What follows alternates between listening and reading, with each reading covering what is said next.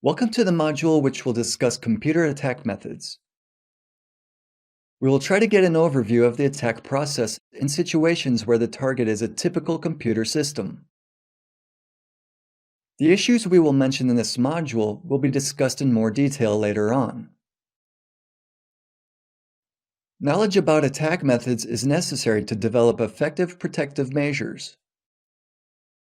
In order to create a security policy, we need more than just what we mentioned before, which is assessment of resources and consequences of their loss. We also need to know attack methods. Cyber attackers developed these methods years ago, but they are constantly being updated and refined. What characterizes attack methods in general? Gathering information about a prospective target is the first phase. The information attackers are interested in may concern a certain system in general, or users of that system. The more information they manage to gather, the easier it is for them to conduct a successful attack. By successful attack, we mean one that achieves its aims and remains undetected for a sufficiently long period of time. The next phase of the attack is looking for entry points. Entry points are elements of the system which allow direct interaction with a user or the system. One of the most common forms of attack is gaining access to a computer system and tracking the data flow. In local networks, lots of data is sent as plain text, and many resources are not sufficiently protected. Very often, such resources and data could be classified as sensitive, private, or confidential, and prove useful for an attacker.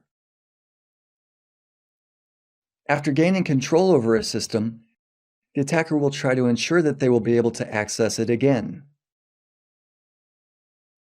This means they'll try to get administrator privileges. They will also try to hide traces of the attack, because the longer it goes undetected, the more beneficial it is for the attacker. First, we will consider a very distinctive category of attacks. That is, local attacks. They are very successful for one simple reason. Most of the popular security solutions do not protect computers against local attacks. As we've mentioned before, no computer program, which includes operating systems, can fulfill its function when it's switched off. If you run another operating system on the computer, you will get access to all data stored on every hard drive unless the data is encrypted. How can we get protected against local attacks? Technological solutions prove ineffective. The only effective solution is a security policy. A successful security policy will include careful control over who gets access to the computers. One of the most basic security measures for companies is to prevent unauthorized people from entering the premises. Everyone on the premises must be required to authenticate their identity. Usually, each employee is required to carry an ID badge that proves his or her identity. Moreover, there are ID badges for visitors. The problem is that a typical visitor badge is all too easy to fake. It's just a white piece of plastic with the large word visitor written over it. Everyone can make one for themselves. Making a unique ID badge for every visitor would be inefficient, but even a guest ID badge must be made hard to fake. A person wearing such a badge looks more trustworthy.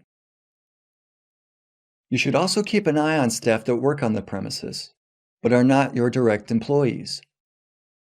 This may include contract workers such as plumbers, electricians, or telecommunications specialists.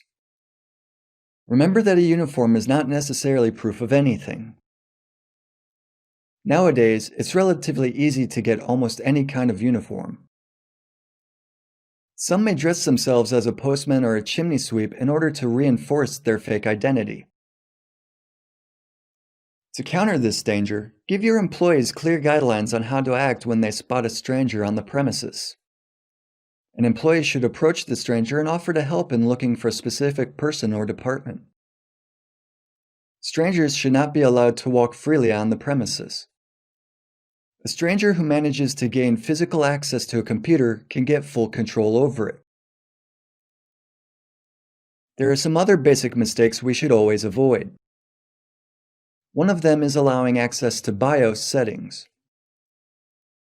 BIOS settings allow you to control the computer startup.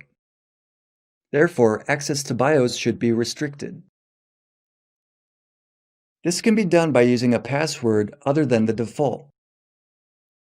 We will discuss the issue of default passwords later on. So control who enters the premises and protect BIOS settings from unwanted changes. Also, it's not advisable to boot up a computer from CD. Sometimes this may be a default option, but it's possible that it was set by a potential attacker. Moreover, it should not be easy to open up a system unit. When someone gets access to the hard drive, they can make a clone of it. It's hard to protect your computer against such manipulation. However, a user or an administrator should be able to tell whether the computer was compromised in such a way. Normally, you should not leave computer cases open.